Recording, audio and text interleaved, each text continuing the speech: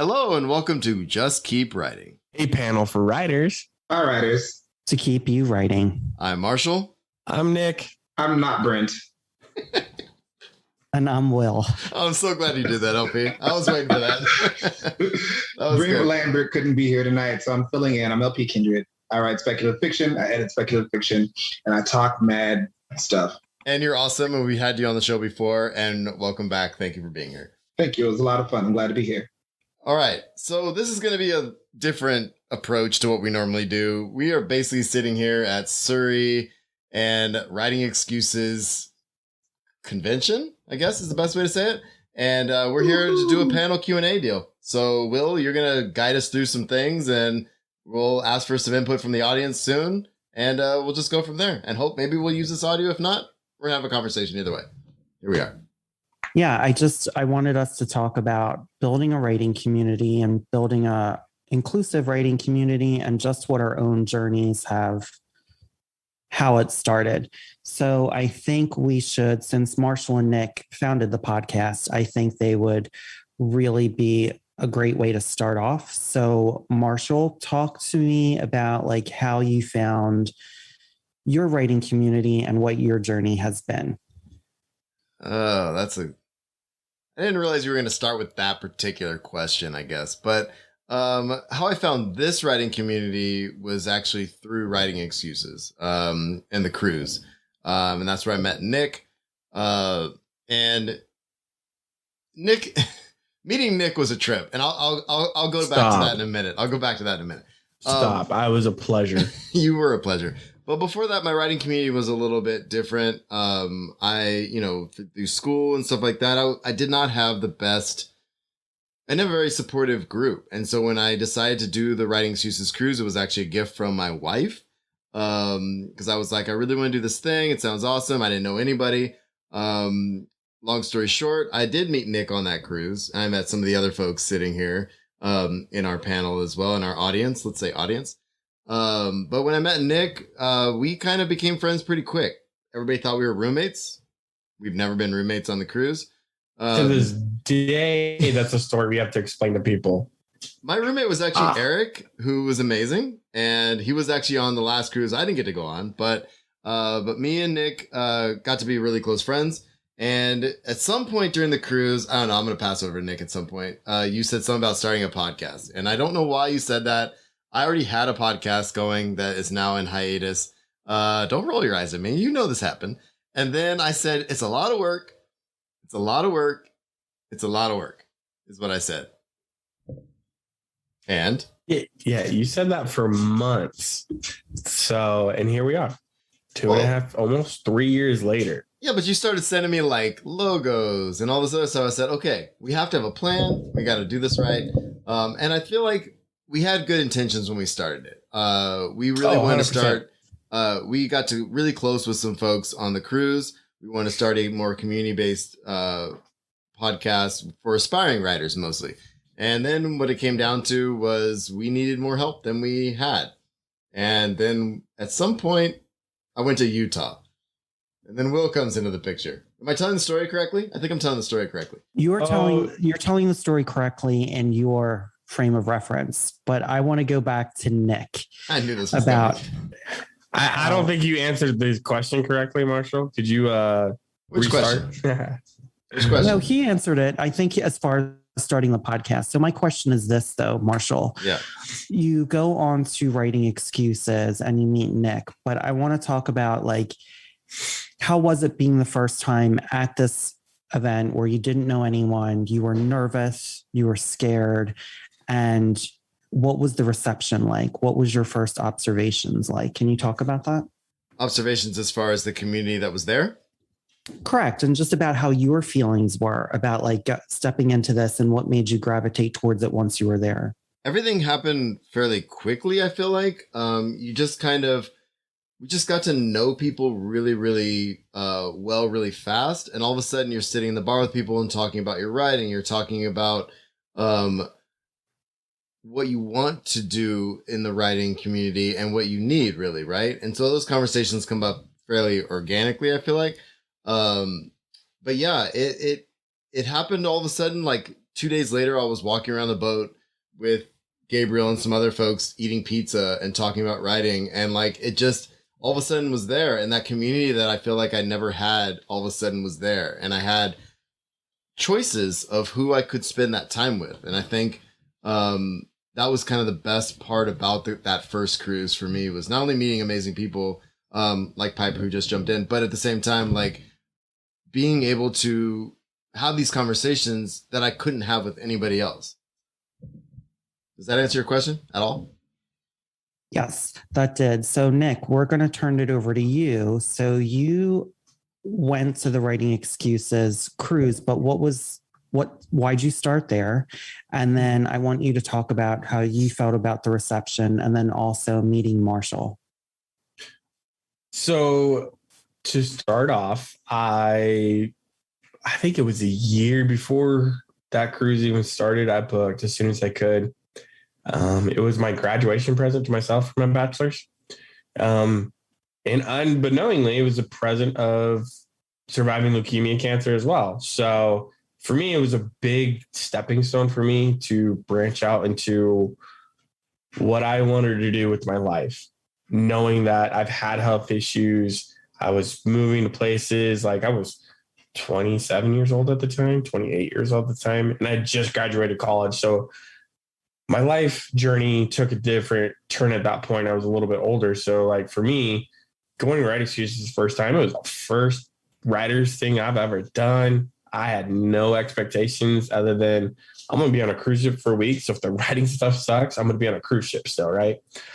But it just kind of turned out like we all started becoming friends through Discord ahead of time. And that's how me and Marshall started talking, because we had a lot of things in common.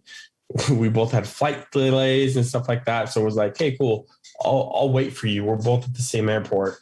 Another delay happened. It's like we couldn't meet up then. And so it just kind of worked out that way, meeting each other. And for me, it was really different because it was such a diverse group of people compared to the military life that I was used to, and being out in Utah and being in college. Like, it's pretty much my experience, super white. So like, it was really diverse group of people that I got to be with and be around and learn. I think that's the biggest thing I took away from the cruise is there's a whole nother life out there that I don't know about, I don't have experiences in. And Marshall Clint Tess, I will ask questions until I'm blue in the face, because I just want to know. Like, I just want to learn so I can understand you better as a person, not for any other ill intentions. You know what I mean? So I didn't have a writing community before this. So the cruise has been great. It's helped me network. It helped me meet people. I mean, we've launched a podcast off of it because of the conversations that we were having on the cruise ship amongst ourselves. We felt like we needed to bring that to people who were just like us, who were just decided, hey, I don't know what to do with writing. I just know I like it. You know, we wanted to provide that information out there for them as well. Okay, great. And talk about the starting of the podcast, like, you know, the goal for the podcast was, and then how it has evolved for you. So it started on the ship. What was the original goal? I don't know. I just know when we used to walk around and be like, so here's the thing. And we would jump into some stupid subject. That was the original name of the show. You guys need to have a podcast. And we were like, okay, done, we'll do it. So it kind of started off as a joke. And then it kind of like, we were having conversations till 2 or 3 o'clock in the morning. And like, these are conversations starting at like dinner, lunch that day, and we were going 12, 15, 14 hours with it. And we were just like, dude, there's got to be a better way. Like, I don't want to lose this right here, these conversations and this camaraderie. And so that's what stuck with me from the podcast is I didn't have it back in Utah. I didn't have a group back in Utah. It was me and Marshall texting every single day for months, just about writing, trying to get tips, like trying to read other podcasts and books. And I was terrible at reading books at the time too. So it was, for me, Writing Excuses helped me find a small community, and the podcast helped me launch a bigger community. Yeah, so the original idea behind the show was, like I said, more community-based, but at the same time, giving people like manageable tasks if they were just getting into writing and stuff like that. Like we had kind of like writing excuses, not homework, but challenges that we were putting out there. Like try this thing. This worked for us. Try this thing. But we obviously have no idea what we're doing on some level as well. And so we floundered a little bit. We stayed somewhat consistent. And then I went out to Utah for L2E. I convinced you to come out to Utah for the year before was one of the better writing events that I went to, and the year after was one of the worst. I don't anticipate I'm going to go back to Utah. And I'm just kidding. I'm kind of kidding, but I'm not going to go to that event again. But the best part about that event was Nick had already been talking to Will. I don't even know. We have to go back to that, how you guys met. So Will and I actually met the same time we launched the podcast was at Futurescapes. That's right. In 2019. And I did the same thing I did to Marshall. Texted Will almost every single day. We were just talking and getting to know each other and stuff like that, and becoming friends that way through writing, which was great. And then yeah, I went to Utah. And a year later, you showed up to Utah. I went to Utah, went to this event, and had way more fun sitting around talking to Nick and Will and Will's friend Sarah than actually going to the event. And then before we knew it, I guess the short version is now Will is on the show helping us stay sane. Let's go with that. I don't know. I would say we are very adaptable, Marshall, the two of us, especially in the beginning first year. Oh, for sure. We wanted to be better, and like we knew what we needed to do, but we didn't have the motivation and the drive to kind of do that for ourselves because we didn't have the experience. And then meeting Will, if y'all don't know this, he's a voracious reader. He can digest a book faster than a garbage disposal, I swear. Like, and then he can give you the best information out of that book every single time for you to learn. And he does it so quickly. Like, it was just kind of a no-brainer. Like, we brought him on in June and for Pride, kind of as like a test episode to see how things would go between the three of us. And after that, it was just kind of like, no, we have to have him on. Like, Will makes the conversation better each time because he brings a different dynamic and a different voice into Just Keep Writing. And he's a good interviewer, which is something we sorely needed as well. So that I know, Will, you love when we compliment you. I know you love it, but we're doing it anyway. But do you have something to add on how we all met, or do you want to get to LP and then open it up to the group, or where are we at with this? I'll explain where I came on. Okay, good. Yeah, thank you. I knew this was coming. Me and Nick met at Futurescape in 2019, and we talked briefly, but it was after that me and Nick were talking a lot. And I think nothing surprises me more delightfully, because if you really look at our backgrounds and where Nick was coming from politically at the time and just his experiences, they're radically different on the surface. And I think we started really having nuanced, deep conversations, and where things could have been really charged, it really became a thing of discussions, and why certain things I had disagreed with, or that do you understand where I'm coming from? And then I feel like this was the evolution of our friendship. We were being exposed to each other in another atmosphere we probably wouldn't have been exposed to. I certainly wouldn't have been exposed to it because I live in a bubble in New York, and being in LA too, I also sometimes felt like I lived in a bubble. You're surrounded by very people who aren't living in the middle part of the country or like without a major city. So it was just a really great way that we could discuss. And we discussed books and we discussed writing and like our love of Star Wars and things like that. And it was before Pride actually that I was on. Nick was like, we want to have you on the podcast. We were talking. And then like right after we did the Pride episode is when they were like, right before we did it, actually, they were like, we want to have you on. Yeah. Right. And then the Pride episode was the first episode. And really, truly, all I was already listening to the podcast, and I really just loved the conversations they were having because they were raw and honest. And, we were all really beginning writers, and I will say I am still a beginning writer. And I feel, we learn from each other and we learn from our experiences because we're radically different. And Brent is not here, but I want to tell you that I saw Brent on Twitter, and I think it was through Fiyah Magazine that he is the social media director, and he also, does editing and everything. Me and Brent were going back and forth about cartoons, I think. And I started paying attention to what Brent was putting out there. And I just felt Brent had a really unique perspective that was unlike any of ours. And I knew that if he could guest star and come on, that it would add another layer that we desperately needed in a way, because, all of us challenge each other in different ways. We're all coming from different walks of life and different perspectives.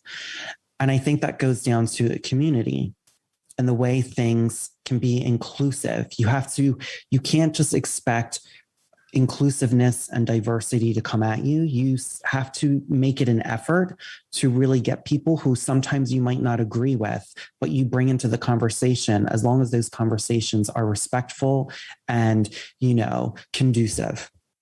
Right. So that's when Brent came on.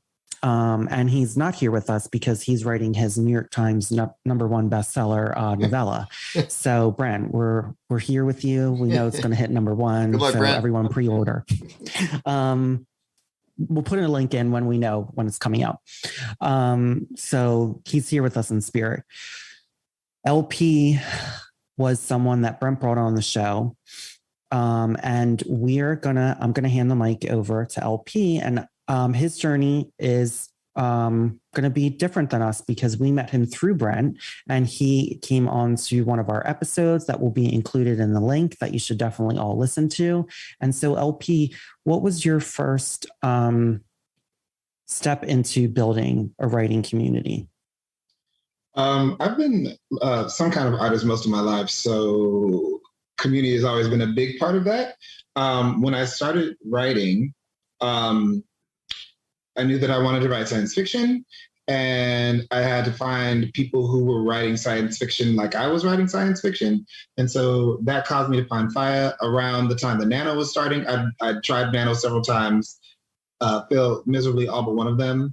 And during November, Fiyah has an event called Voices on Fiyah, where they invite BIPOC SFF writers to join up in this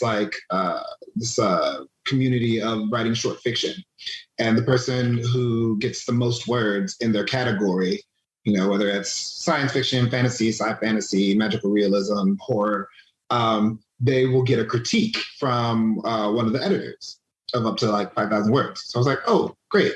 So at the time, there was a thing called One Word Wednesday, where there's still a thing called One Word Wednesday, but we don't fuck with it anymore.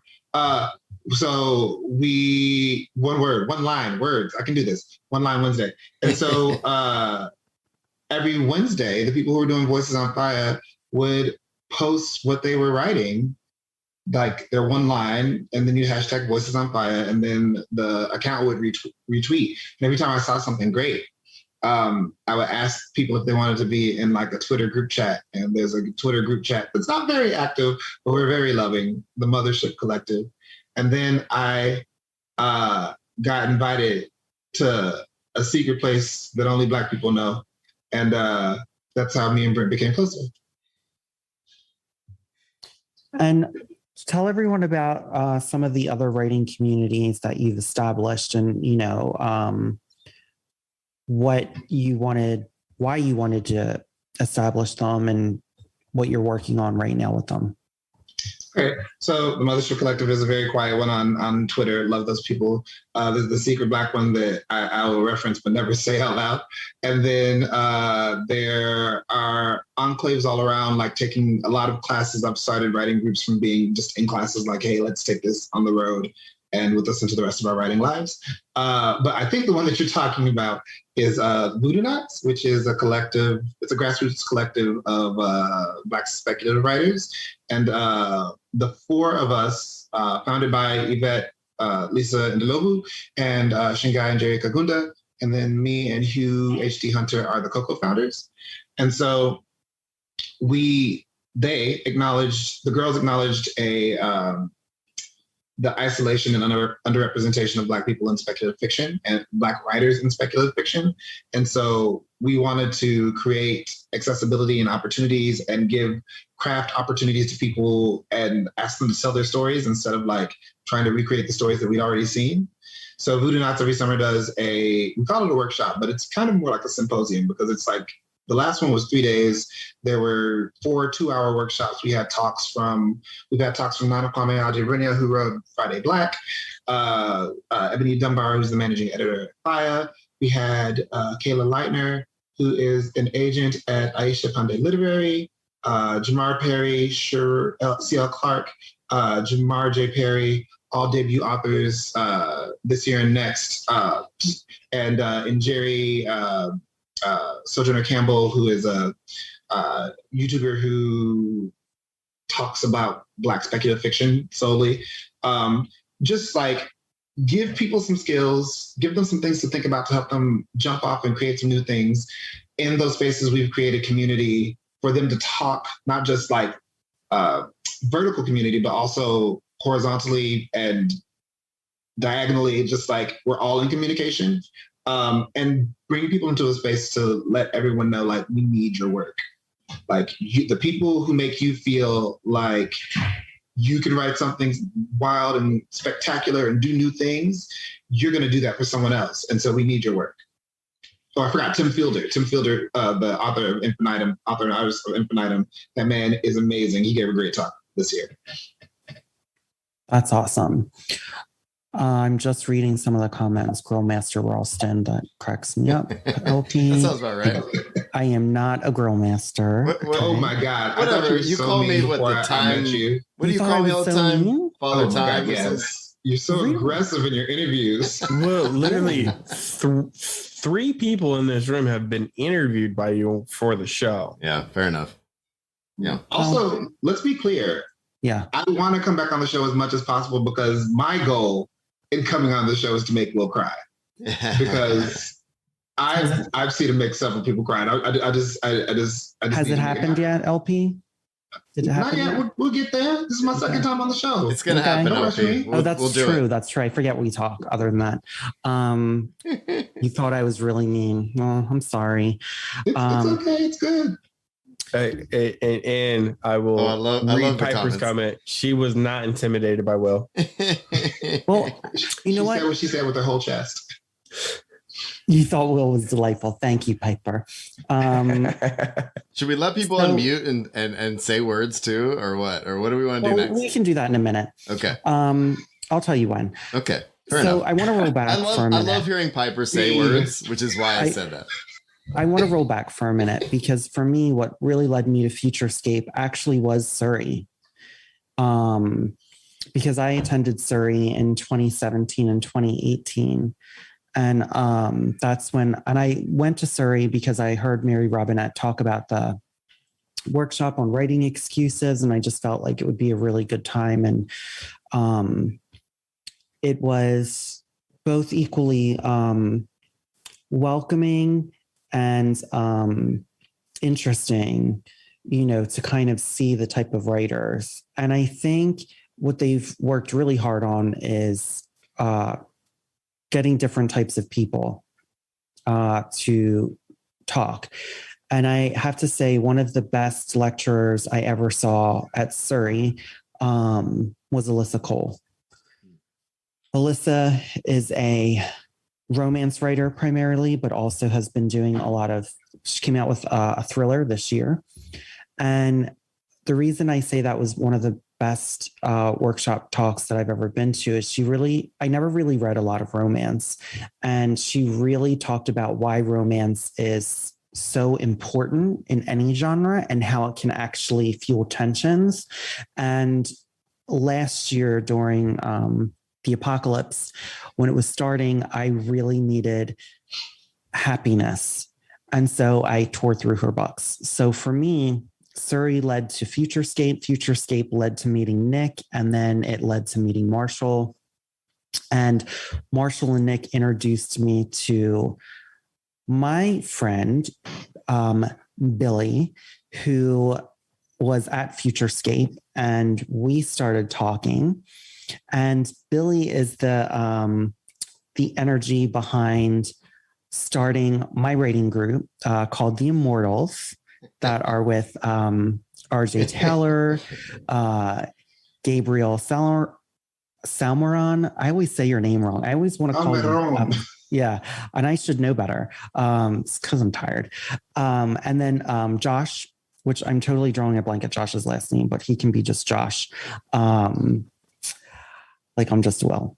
So actually, I want to turn this over to Billy and talk about how we met, and then also about thinking about starting a writing group. So Billy, if you can jump in and just talk about community. Okay. Hello. Hi, everyone. Thanks for inviting me, Will. Yeah, my sort of writing community started with writing excuses in 2018. I was that was my first entryway into a writing community ever. I was going through this intense diagnostic process. I didn't really know if I was going to make it through. I have a weird, rare genetic disorder. And I was like, you know what? I'm going to apply to this writing excuses cruise. I've never done anything like this before. And I listen to the podcasts all the time. And especially the cruise podcasts where they're actually on the cruise. I always would think like, how amazing would it be to sit through one of those like recordings? But anyway, so I applied for the scholarship and I got it, and I went there and I met Marshall, and I met Nick, and I met RJ and Patrick, and continued to talk to RJ and Patrick. And then they actually encouraged me to go to Futurescapes one time. And so then I applied to that in 2020, I guess, and went to Futurescapes. And I was terrified there too, because I'm like really inexperienced with writing conventions. And I was just walking around and I bumped into Marshall and Nick, and I was like, I know you, please talk to me. And they said, here's Will. And then Will and I got close like really quickly. Like everybody else left and we like went and got pizza. And I swear I've had, I'm a therapist, and I feel like we went deeper than I do ever in therapy sessions.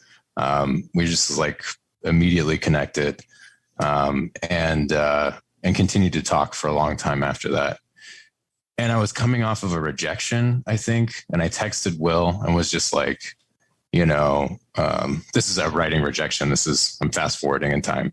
But I think it was like a year later. And I just got a writing rejection. And I said to Will, I'm not improving. I don't really know what to do. I really feel like I need a writing group. And Will said, I'm your writing group. And I was like, okay. And I said, let's get some other people. And I said, I'm going to invite RJ and Patrick and Josh Swinson. And Will said, I'm going to invite Gabe. I met Gabe in 2018 as well, but Will is the one who invited Gabe. And he said, I'm going to invite this guy, Gabe. And I was, do you know him? And I was like, oh my God, I love Gabe. And so that's kind of how our writing group started, and it's been kind of taking off since. And we've all gotten really close. I'm serious. It's like sometimes it's group therapy in a really good way when we're working together. And we have some really challenging conversations too. We don't shy away from challenging each other's writing and encouraging each other to grow and stuff like that. So that's the whole story. I want to add a couple things with what Billy said. I think going to the conventions and actually like what Billy said is like immediately we started talking and there's a lot of things. You know, you go into these writing workshops or you talk to people, and a lot of times our writing is so personal and you're exposing yourself. And I think with me and Billy specifically, more so than I think anyone else I think I've met, we had a lot of commonalities of things that really drove us to write, more so than almost anyone I've met so far. And I think that's what made us really get close really quick. And for our writing group, really it's Billy's the mastermind behind it, of like really like thinking about it. And when he talks about him struggling, Billy's an amazing writer and he writes so good. And I learn stuff from him all the time. And I am going to introduce you to Gabe, who is also a part of our writing circle. And Gabe, talk to me about when I asked you where you were with your writing and what made you want to create a writing group with us, and also how it's changed your writing habits. Hi everyone. Well, it was a very interesting story for me because I had been for years trying to get into our writing group, because in all of the things that I heard, everyone was like, the best thing for a writer is getting a writing group. And I tried like with people that I met at conventions, like for years. I started going to conventions in 2015, maybe. And I like could never, I don't know, I could make friends, but I don't know, just not people that were serious enough. I suppose, or serious at the level that I was in that sense. And just the moment that Will asked me, because I met Will at Surrey last year, and because of Marshall and Nick, we were just hanging out at night, and then Will came on, and I had heard Will on the podcast, and it was like, oh, I would love for this guy to read my stuff. Like, I would love his feedback. That's literally the thing that I heard, that I thought every single time. And then just serendipity struck, and I became friends with Will during Surrey last year. We added each other on Facebook, and a couple of months later, was it Will, that you said, hey, would you like to be in a writing? I think you didn't even ask me like anything else. We talked about writing, and then you were like, want to be part of this? Like, yes, please. Like I felt a little bit of imposter syndrome because of, and then when I learned who I was with, I learned in the email chain. Like, he didn't even tell me who this was going to be with. And then I saw the emails. I was like, RJ, this RJ, and then Billy. And for sure, RJ, I met her at WXR, and it was a dinner. And I met RJ and Patrick. And it was, I'm sure everyone has felt this with people, that you just click with people. And it's people that you would wish you'd met before, and you'd met for years. And the same thing happened to me with Billy. It was the exact same thing. Like, I would have loved to connect more, but we had there's a lot of people in WXR. Like, at the end, the last days, you're like, hey, I've seen your face, but I do not know your name. And, but with RJ and Billy, it just clicked. And when I saw their names, it's like, why am I here? Like, this is so great. And now, well, fast forward, and it's literally one of the best things that has happened in my life. Like, honestly, there's no doubt about it. Now they're my friends on the level that I say that I will invite them to my wedding. That kind of friend, that kind of level of friend. You too, Marshall, of course. Oh, no, yeah. It's going to be on a beach in Mexico, so you're going to be very happy there. Well, I was inviting myself either way, Gabriel. I'm just letting you know. Oh, yeah. You'll be there. Also, which beach? Acapulco, Pacific Beach on west side. It's amazing. But yeah, it's been a journey, and I'm so happy to be at this writing group, because it's all the advice I heard before. It's literally the best thing you can do as a writer, because it has kept me writing so much consistently, not lately, but in general has had me writing so much, and I've gotten feedback that I would never get otherwise. Like, I could get it maybe with beta readers and a lot of people, but this is just, it's just so much. It's those kinds of things that give me so much energy. We might even go like 5 hours, 6 hours sometimes, Billy, and we're just talking into the night, even if it's a school night. It's just, it's incredible. It's the best thing. Okay. Yeah, I have to say it is the best thing. RJ. So RJ, I'm going to introduce RJ next. RJ is, I feel like, the queen bee of the group. She is prolific. Her stories are, I just cannot wait till she gets published, because truly, honestly, she is one of the most gifted writers I've ever read. And everyone, when her book comes out, we are going to shout it out, because she is that just great of a writer. And we are so lucky to have her in our group. So RJ, talk to me about, when Billy came to you about forming a writing group, like why you blessed us. So. Thanks, Will. I don't know what to say now. It was kind of magical, to be honest, because I was in a space where I was looking for a group that was going to be meeting regularly and that was going to be sharing work. Because I was in a writing group before with Patrick, who has been referenced before, who was my husband, who I met on the Writing Excuses cruise. So for those of you who don't know, love, romance is possible on these cruises, not just great writing. So we had been in a writing group and we were sharing work, but we kind of turned into a little bit more of a friend group, and we would just hang out and talk about writing, and it wasn't the kind of like every week, every 2 weeks kind of thing. So I got it in my head in December, like, next year, I think my New Year's resolution, I would like to have a writing group that meets regularly. And then that week, Billy emailed me like, would you and Patrick want to join a writing group? Do you guys want to come and do this thing? And then it turned into the Immortals. And it's, as Gabe said, literally like one of the best things to have happened. So I really I feel like all of our writing has leveled up tremendously from this. I know mine has, and just being able to meet repeatedly and being honest, I think, is such a difference in that. I handed in a story a few weeks ago and got great feedback from you guys about it, and I was like, I know you would tell me, I trust you to be honest.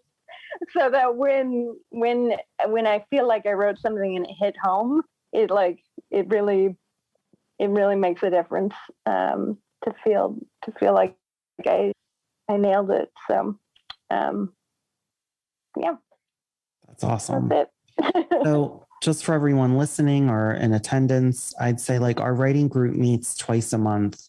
And then every fourth meeting, one of us chooses a book that we wanted to read and share with everyone. And then we have a whole time set aside about what we really loved about the book, what we learned from the book, what maybe we would do differently about the book. And when Billy mentioned earlier about tough conversations, there have been times when we were reading things that we would have really tough conversations about, say, the way we are so inundated with the way Western culture views writing, showing and telling. We got into a really big discussion about that over a book that we read. And also, I think as we progressed forward, our conversations have gotten more honest about what we like and don't like. And we're all sensitive enough to understand that when we are being hard on someone, that we are really meaning it from the purest place. But I'm going to turn it over to the boys in a minute, but I also want to add one more thing.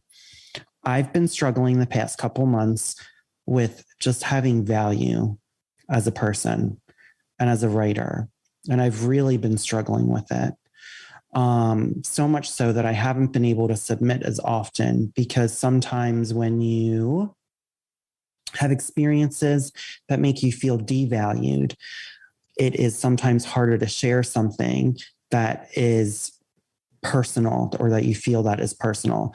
So I feel that with my writing group have been nothing but encouraging and thoughtful, and have taken the time to separately, outside of our writing group, to discuss my feelings.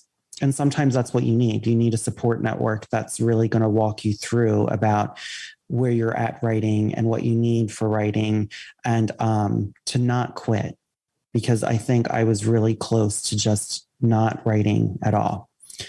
So I'm going to hand it over to Marshall, who started first. No, Nick was not. first, but if you had stopped writing, that's kind of counter to the concept behind our podcast, which is just keep writing. What's that tagline by your name? Just keep so, what? So the fact that you even said that, I'm appalled by that. But I'm gonna let it go because I love But the it. fact that I just said that is something that anyone who's been writing, there comes a time, I feel like, with almost every artist, when you just feel like, maybe I can't do this. Maybe I'm going to just be very honest about what I struggle with.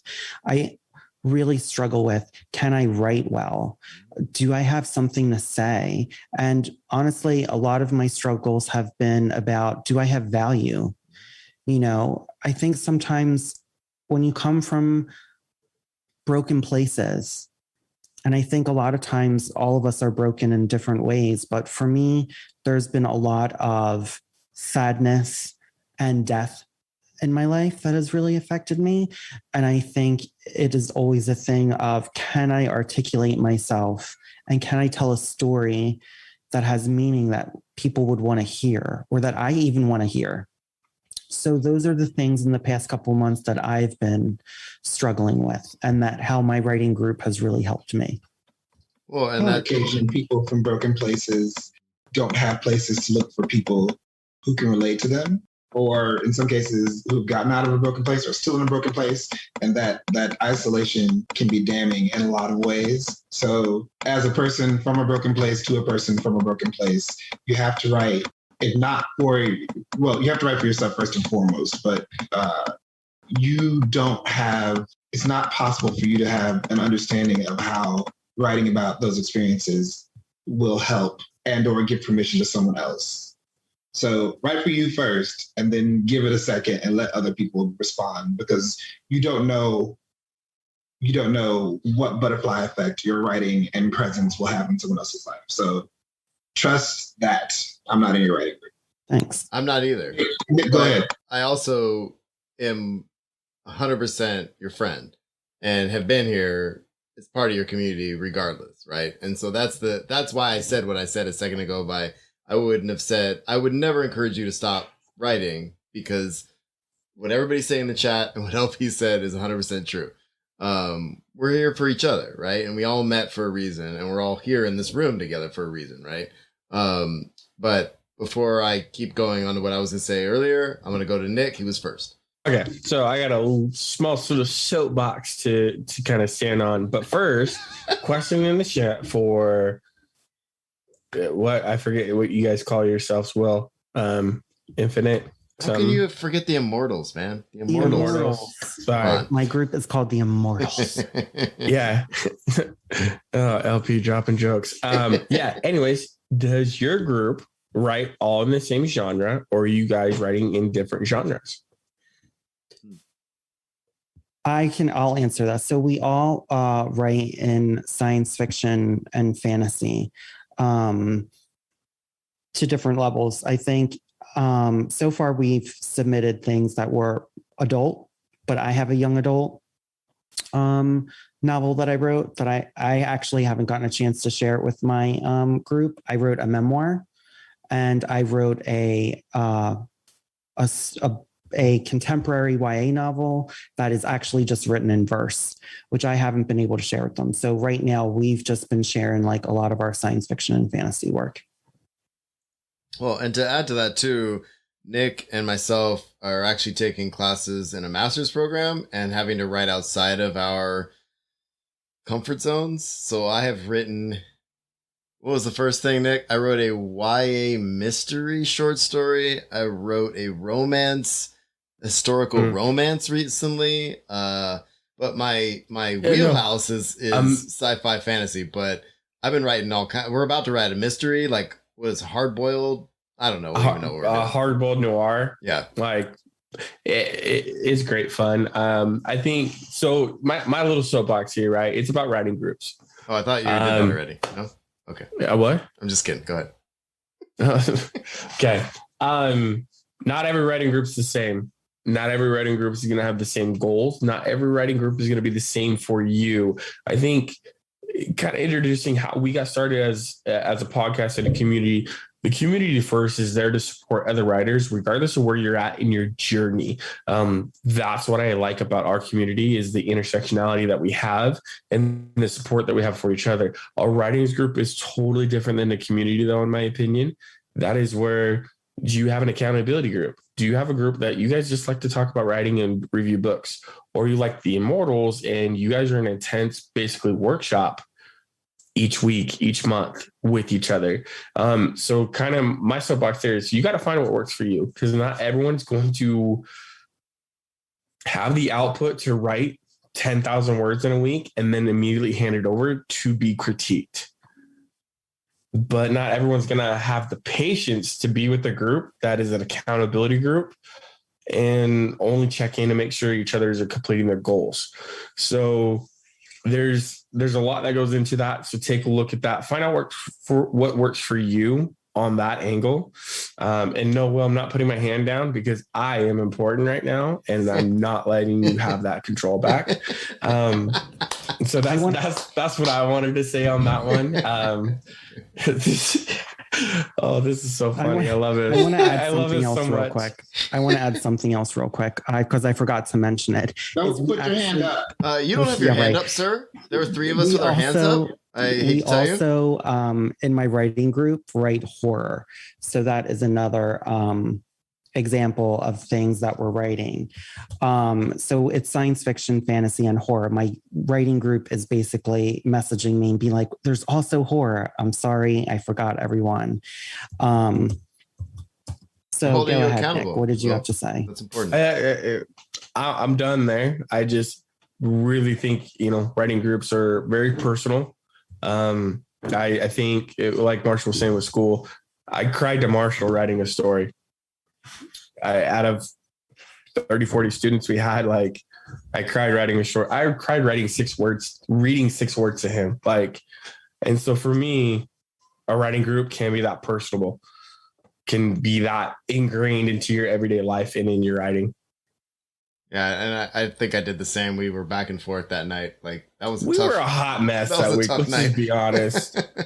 All right. So that aside, I want to go back to something that folks had said earlier about conventions. I think Gabriel was saying how you go to conventions and you hope.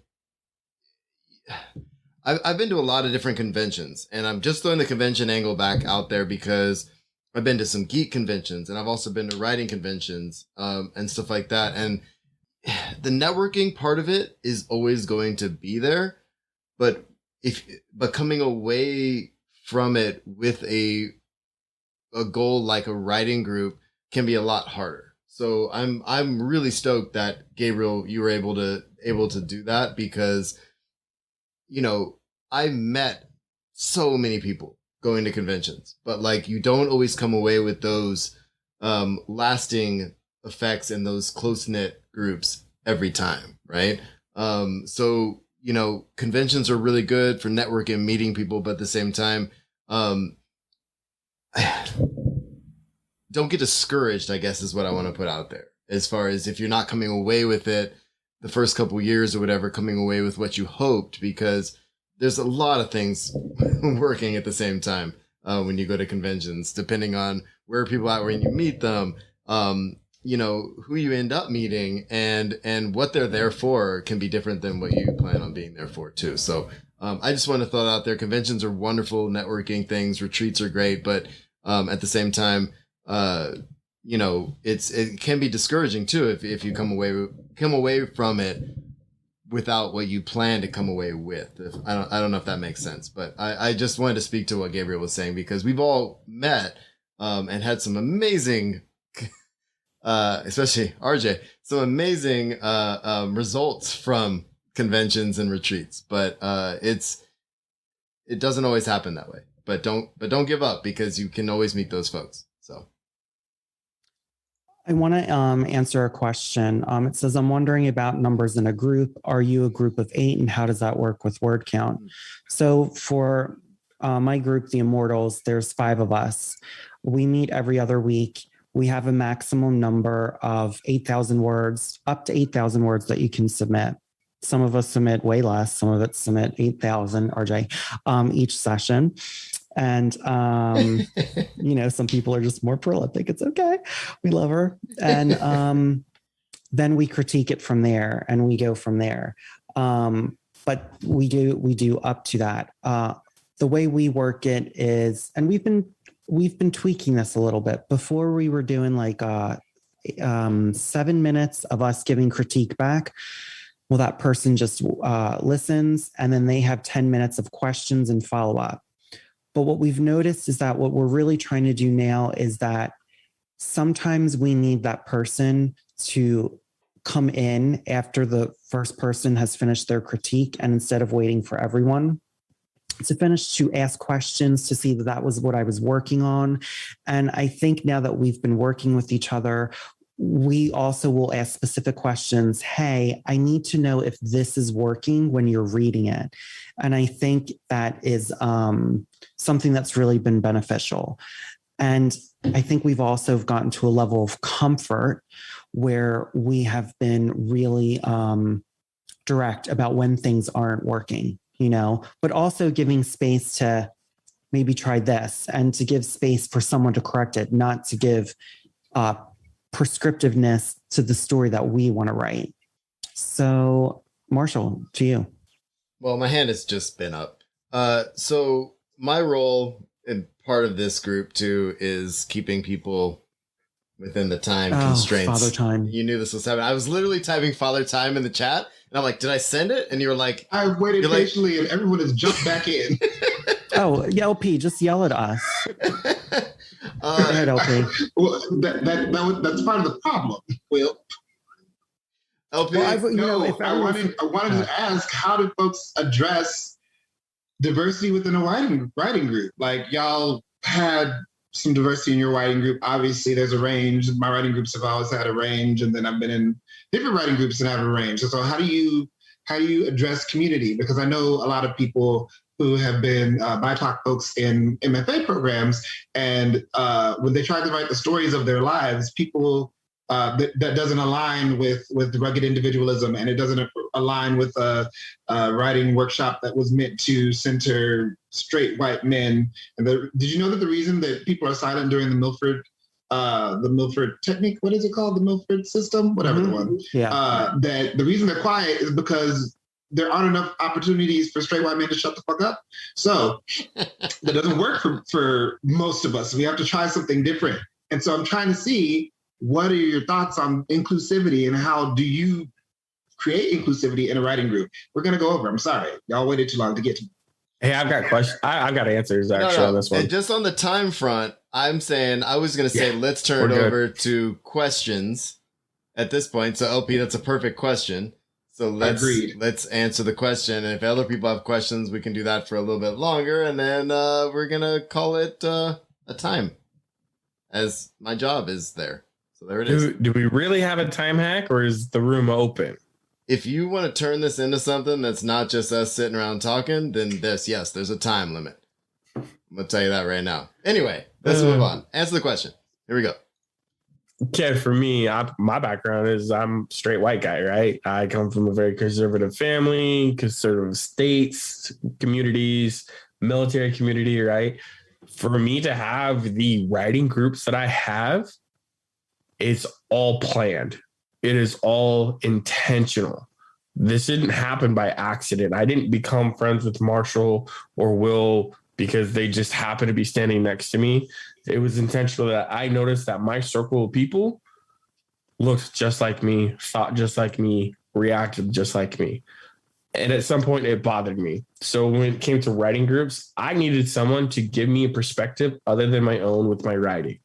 If I'm going to be a writer who is inclusive, who is writing the other, who is writing characters who don't look like me and aren't like me, I have to have people in my life that can help guide me in those areas. So I would say with writing groups and things like that, one, it has to be intentional who you bring in and why you're bringing them in. And two, if you're going to be a reader of BIPOC items, you have to have a better understanding of where the author's coming from with some things and be able to see their point of view the way they see it rather than your lens of view. You have to be able to shift and be sensitive and things like that. Will, Marshall, LP, do you guys have an answer on that one? I'll go last. Marshall, I wasn't sure if you were going. RJ, you have your hand up? It doesn't have to just be us. RJ, go. RJ, go. Please. Yeah, I just wanted to step in because I remembered when we first were putting the group together, Will had written up a sort of introductory email, and one a big part of it was like, let's talk about the hard stuff, like when it comes up, when things come up, let's keep each other responsible and keep each other aware of any inherent biases that we have, anything like that. Let's talk about the hard stuff and not shy away from that. I think that has helped a lot. Yeah, I mean, for me, I think it also goes back to what Nick said, is that I try to be intentional with who I would like to share work with, who I would like to read their work and seek out, so that we're not just coming from one frame of reference. And I think that is ever evolving, right? I think, we are always trying to bring in people who are not like us, who can bring in a perspective different than ours. And I think that also just goes back to the podcast of why, Marshall and Nick started it, why they brought me on, and then also why I wanted to bring Brent on, is because we're really very for different perspectives. And while we have some commonalities that come in track, we are each going to give our own perspective. And the most important thing I think we can all do as human beings is really listen, and course correct. So when someone gives you the feedback of, hey, for me, I'm coming from someone who's a homosexual, and those words that you just said either trigger me or it brings up this and it doesn't come out right. Instead of getting defensive, and this is why I put it in the email that I sent to everyone, that we really need to go and have discussions about the hard things, because all of us are going to have biases and we can't get defensive. We have to just sit and ground ourselves and listen, actively listen, and listen with an open heart, and really learn and be better people. So that's really, intentionality, being intentional in who you're inviting. And if you see a gap in your writing group, then that you all try to work together to bring in someone to fill in that. And with that, to really set the intention of listening, not being defensive, and learning. The advice I give for that is one, affinity groups are really helpful, which sounds kind of, and when I say affinity groups, I'm not saying if you're a white person, find yourself a group that's all white people and then you guys can workshop together. The things that you have in common culturally with other people will resonate. So if Nick was like, oh, I'm in a veterans writing group, oh, that would be great because the people will understand some experiences that he has that other people won't have. I've had the opportunity to attend Bona, rest in peace, at Hurston Wright. Looking forward to Lambda Literary one day so I can go write gay things and not explain the gay things that I write. If you can find people who have at least some of your same identity points at the same time, you can have really great experiences where you're edified in a way that your peers who don't share those same cultural points can be super helpful. That sentence didn't work. So like Makondo, Kave Kanam, Kundiman, I got there. Hurston Wright, Lambda Literary, Cambilio, or if your affinity is speculative fiction, Odyssey, Clarion West, Futurescapes, Viable Paradise, the one in Lawrence, Kansas that is just for books, that Kid Johnson teaches at. Y'all know what I'm talking about. Find the places where people are doing the things that you want to do and that share some aspects. Tao's Toolbox, thank you, that one too. Find the places where people share interests or culture with you, and whether or not you end up creating a writing space from that, it will definitely give you permissions that you didn't know you were looking for. Yeah, and the only thing I'm going to add to this, because I don't currently have a writing group, I have the podcast and I have the people that are here right now. And the conversation that I had with Nick when I first met him was probably the most, I don't know how the best way to say this, the most energy I gave to just literally answering questions that a white dude I just met had for a black guy he just met on a beach with some beers. And I gave him hours, and he bought the beers, and I sat there and I answered questions, and I was fully okay with that then. I don't think I could do it now. Years have gone past and things have happened, but the Nick that I met then is not, he's the same guy now, but he is leaps and bounds more amazing, because we actually had those tough conversations that you guys were talking about, right? And I think that's what, like LP's saying, start with a place of commonality, like we ended up on this cruise boat together. We're talking about writing science fiction and fantasy. And then he asked me a couple questions like, am I going to answer this? Yeah, okay, I'll answer this. Buy me a beer and I'll answer this question. And time went on and I could not, I can't imagine a day goes by where I don't text Nick about something.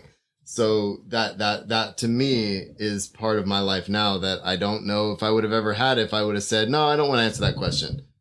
You know what I mean? So it didn't happen on purpose, but at the same time, I'm really glad that it happened. I'm glad where we're at. So I think I went off the question a little bit, but I'm going to leave it at that. I think that's great. And I guess, why don't we take a little bit and just open it up to anyone in our audience or who just wants to add anything. Just raise your hand so we can go in order. Does anyone want to offer any insights or have any questions? We're about to wrap up is why he's saying that. Yeah. At least the formal part of it. I mean, yeah, the formal podcast we will. All right. I hope everyone had a good time listening to us just talk. I appreciate all of you being here. We weren't sure if we were actually going to turn this into an actual podcast, but I think it worked out really well. And if you didn't know, we actually recorded that audio, so hopefully you're okay with that. If not, please let us know right now. Thanks, LP, for coming. We really yes. appreciate you being here. We're super excited you could come. We miss you, Brent. Yeah, Brent. Much love to Brent. Brent's writing that #1 New York Times bestseller novella, so I'm ready here for it. Waiting for it in my inbox. Yeah, exactly. Come on, Brent. We love Brent. And thanks to Writing Excuses, too, for letting us do this in their space and during their time to the Surrey time. And the people that have no idea who we are, thanks for sticking around and listening to our conversation. We appreciate it, for sure. Check out the podcast. It's really good. And this has been Just Keep Writing, a podcast for writers, by writers, to keep you writing. You can find us at justkeepwriting.org. Follow us on Facebook, Twitter, Instagram, and YouTube. Feel free to reach out to any of us on our social medias, and please jump in our Just Keep Writing Discord channel. Links to all of that is in the show notes. Lastly, please support our show by going to patreon.com/justkeepwriting. We offer daily writing prompts, early access to podcast episodes, and much more. Thanks for listening, and just keep writing.